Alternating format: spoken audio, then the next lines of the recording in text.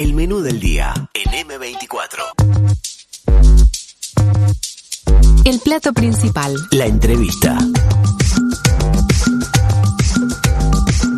La Cámara de Senadores trató este miércoles en sesión extraordinaria la moción de censura al exministro de Transporte y Obras Públicas, Luis Alberto Heber, actual ministro de Interior, por el acuerdo que el gobierno firmó con Khatun Nazi en el mes de febrero. El Frente Amplio fue el que desencadenó el mecanismo de censura al término de la interpelación el pasado 18 de agosto, cuando le pidieron explicaciones al secretario de Estado sobre la extensión de la concesión de la empresa belga sobre la terminal Cuenca del Plata hasta 2081. En tanto, los senadores de la coalición respaldaron ese día a Heber, considerando sus explicaciones satisfactorias. Por lo tanto, era previsible que la moción no tuviera los votos suficientes. Finalmente, ayer la moción fue acompañada solo por 12 de los 30 legisladores presentes en sala. Pese a este resultado, desde la oposición aseguran que están evaluando acciones políticas y jurídicas sobre este tema. Para conversar sobre esto, estamos ya en comunicación con el senador Frente Amplista Charles Carrera, quien además fue el miembro interpelante durante la comparecencia de Heber en el Parlamento días atrás. Buen mediodía, bienvenido al menú del día, gracias por atendernos, Carrera. Muchas gracias a ustedes por la oportunidad de diálogo, siempre es un gusto poder compartir un rato y muchas gracias. Senador, ¿cuál es el fundamento de la moción de censura que el Frente Amplio planteó contra el ministro Heber en su calidad de titular de la cartera de Transporte?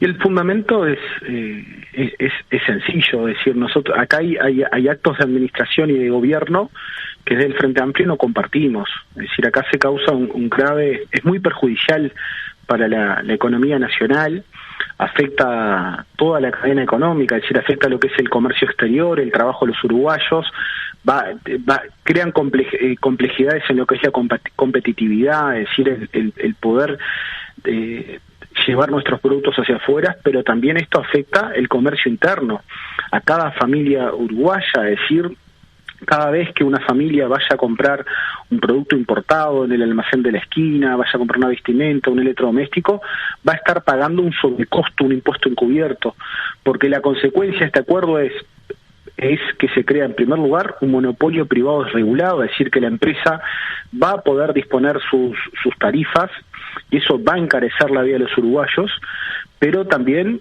acá hay cuestiones de soberanía, porque se le entregó la definición de la política portuaria a esta empresa multinacional belga por el plazo 60 años, es decir, afecta 2 generaciones de uruguayos. Es decir, yo pongo el ejemplo de mi familia, es decir, yo hoy tengo 43 años, cuando esto termine no voy a estar aquí con 103 años, pero mi hija, que tiene un mes y pocos días, va a ser una mujer de 60 años, mi hijo mayor un hombre de 67 años. Esto va a afectar el desarrollo de nuestras familias, de nuestra gente. Afecta el trabajo, porque a través de esto, como se crea un monopolio y se expulsan del puerto a las otras empresas que trabajan en contenedores, se van a perder entre 700 y 1000 puestos de trabajo, es decir, hay un efecto, una consecuencia real sobre la vida de un conjunto de trabajadores muy importantes. Va a traer muchas consecuencias, pero además de eso, es decir, nosotros desde este acto el gobierno de Lacalle y del ministro Heber, del presidente de Lacalle y el ministro Heber, por un acto administrativo, enriqueció esta empresa en una cifra en más de $1.000 millones. Es decir, es por un acto administrativo, es decir, asumimos una serie de obligaciones a cambio de nada, es decir, acá hay más obligaciones para los uruguayos, nosotros nos vamos a obligar por más de $2.000 millones en lo que tiene que ver con el dragado, le damos predios, el predio Punta Sayago, nos obligamos a comprar la energía a precio de consumidor final, le damos otros predios, a cambio de nada. Esto tiene consecuencias muy negativas, y por eso es que nosotros tenemos que dejar plasmada en las actas parlamentarias cuál es la posición del Frente Amplio. Nosotros no compartimos. Nosotros no compartimos y creemos que esto hay que renegociarlo, esto hay que declararlo absolutamente nulo, porque tiene lo que se llama el objeto y causa ilícito, porque violentó todo el ordenamiento jurídico nacional y no lo podemos compartir. El ministro, el presidente y el ministro no tenían potestades para hacer lo que hicieron. Entonces es una situación muy grave y por eso llegamos a esta conclusión. ¿Por qué se siguió adelante con esta acción de presentar esta moción sabiendo que los votos no estaban tras el apoyo de la coalición a las explicaciones de Heber el día de su interpelación? ¿Van por esa línea que usted decía de, dejar plasmada la postura del Frente Amplio? Nosotros hoy el rol que tenemos es un rol de oposición. El partido de oposición política en Uruguay es el Frente Amplio. Y nosotros tenemos que dejar plasmada, es decir, hay actas parlamentarias, y es importante porque el Frente Amplio aspira a ser gobierno en el 2025. Nosotros vamos a luchar para volver a ser gobierno. Y nosotros creemos que esto hay que renegociarlo en base a lo que nosotros decimos la dignidad. Es decir, nosotros no podemos dar todo a cambio de nada. Es decir, nosotros somos un pequeño país. ¿Por qué tenemos que enriquecer una empresa privada? En estos montos que les dije. ¿Por qué tenemos que perjudicar a los uruguayos y obligar a los uruguayos? Bueno, nosotros tenemos que dejar plasmada la posición. Es decir, estas son acciones políticas. Es decir, nosotros, es la obligación, es cumplir con el rol que la ciudadanía dijo que el Frente Amplio tiene que tener. Y después de eso, vendrán acciones judiciales. Nosotros estamos estudiando un conjunto de acciones. Ya se está en la tarea de lo que es la redacción de la denuncia penal. Acá hay una serie de situaciones situaciones abusivas, situaciones de incumplimiento de las leyes, ilegitimidad manifiesta. Todo eso hay que dar cuenta a la justicia para que en definitiva el fiscal y el juez califiquen el accionar y la conducta del ministro Luis Alberto Heber. Esta denuncia precisamente, senador, ¿va a ser contra el propio Heber o contra el gobierno? No, esto va a ser acá, hay personas que actuaron en nombre del gobierno, hay en principio 4 negociadores que fueron Luis Alberto Heber, Juan Curvelo, Olaizola y Ferrés. Hay que dar cuenta acá, nosotros creemos que hay personas que están, el único firmante es Luis Alberto Heber, pero acá hay un conjunto de incumplimientos de normas. Es decir, acá, por ejemplo, el ministro faltó a la verdad en el Parlamento en diversas oportunidades, dijo que existían informes jurídicos, informes económicos, que se había evaluado la admisibilidad o no de esa amenaza inexistente de juicio, pero él nos dijo, se evaluó, está todo a disposición de ustedes. Luego dijo que se iban a reservar esos informes para cuidar la posición futura del Estado, pero después fue enfrente a los pocos días a la Cámara de Diputados, dijo no existen informes jurídicos. Luego el secretario de Presidencia, cuando concurrimos a la justicia, nos dijo no existen informes jurídicos, existen expedientes vacíos, es decir, sin fundamentos. Cuando el Estado toma una decisión, el Estado tiene que fundamentar por qué sigue por ese camino. Eso se actúa en forma arbitraria y contraria a las normas. Entonces eso es quien tiene que definir, calificar judicialmente eso es la justicia. Lo mismo Juan Curvelo.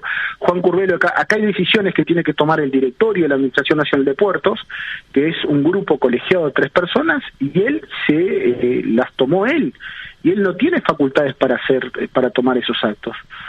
Eso lo tiene que definir la justicia. Y luego después vendrán acciones administrativas y civiles. Eso le iba a consultar, senador. Entonces, la denuncia de esta penal va a ser contra estos 4 actores que usted recién mencionaba. Sí, que en principio es contra ellos. Pero ellos van a tener que ir a explicar, porque Luis Alberto Heber no puede ser que venga muy pancho al Parlamento y diga una cosa, diga otra. No. Ahora va a tener que ir ante un juez y el juez va a tener que decir la verdad. ¿Cuál fue el rol del doctor Durán Martínez? ¿Cuál fue el rol del doctor Del Piazzo? ¿Cuál fue, una vez la mencioné ahí en la radio, en M24, a la doctora Graciela Rocco? ¿Cuál fue el rol? Porque después nos enteramos que resulta que estas personas que él nos dijo a los parlamentarios del Frente Amplio, que eran abogados que habían informado analizando la situación a favor del Estado, resulta que luego nos enteramos que son abogados de la empresa Catonati. Entonces, eso es una situación muy grave, muy grave. ¿Y cuándo prevén que esta presentación ya esté elaborada, justo para presentar? Nosotros estamos trabajando, estamos trabajando para hacerlo en el correr del mes de septiembre, pero estamos trabajando, también tengo que decir que hay que trabajar con tranquilidad. Si nosotros tenemos muchos elementos de prueba, hay que hacer una descripción de los hechos y hay que presentar los informes económicos y bueno, a partir de ahí se desencadenarán los procedimientos judiciales. Pero también estamos analizando acciones administrativas. ¿Y qué van a hacer en ese sentido? Por la vía administrativa y civil, la intención también. nuestra es, a nosotros se nos violentó lo que se llama un derecho que tenemos, no solamente a nosotros, ¿no? Al Frente Amplio, a nuestros legisladores, sino también a la comunidad portuaria en su conjunto, lo que se llama la participación política. No se puede disponer de los bienes públicos por 12 periodos de gobierno, por 60 años, que tienen consecuencias negativas sobre la vida económica de las familias uruguayas sin dialogar con nadie. Pero además no solamente eso, sino que se nos violenta lo que es nuestra función legislativa, porque acá hay cometidos que son hay leyes que deben ser dictadas por ciertos actos para constituir ciertos actos y ellos se tomaron atribuciones indebidas. Bueno, nosotros estamos estudiando la posibilidad de ir a hacer una petición ante autoridad calificada o recurrir a alguno de los actos y culminar este procedimiento, ir hasta el Tribunal de lo Contencioso Administrativo, porque acá estos actos son inconstitucionales. Cuando un acto administrativo es inconstitucional, uno no recurre al Poder Judicial, porque el Poder Judicial analiza únicamente lo que es la inconstitucionalidad de las leyes. Uno acá puede ir al TCA. Pero también estamos analizando acciones civiles, porque esto es absolutamente nulo, porque tiene un objeto y causa ilícita. Y bueno, y tenemos todos los equipos técnicos del Frente Amplio que están analizando este conjunto de acciones. Hoy mencionaba Carrera la aspiración por parte del Frente Amplio de volver al gobierno ya en el 2025. En ese escenario, si esta situación, digamos, no se resuelve, ¿es algo con lo que va a estar haciendo cambios en la propia coalición de izquierda en caso de acceder al gobierno, no? Yo lo que te digo es que el Frente Amplio hoy, el Uruguay tiene un problema país muy grave, que es nosotros nos estamos jugando el futuro del desarrollo nacional. Y bueno, el Frente Amplio a nivel programático, cuando comienza a analizar este tema, lo tiene que poner sobre la mesa, a analizar, cómo vamos a desarrollar, qué políticas portuarias vamos a desarrollar para enfrentar estos problemas, porque el Uruguay, a partir de estos actos, se inicia un derrotero en materia portuaria, porque se dejan de aplicar leyes que se venían aplicando hace más de 30 años, se dejan de aplicar, se establecen un monopolio, se corren empresas, esto tiene efectos negativos sobre empresas navieras internacionales muy importantes. Bueno, esto va a generar una serie de consecuencias, pero mire que las consecuencias, las podemos ver en el correr de los próximos años.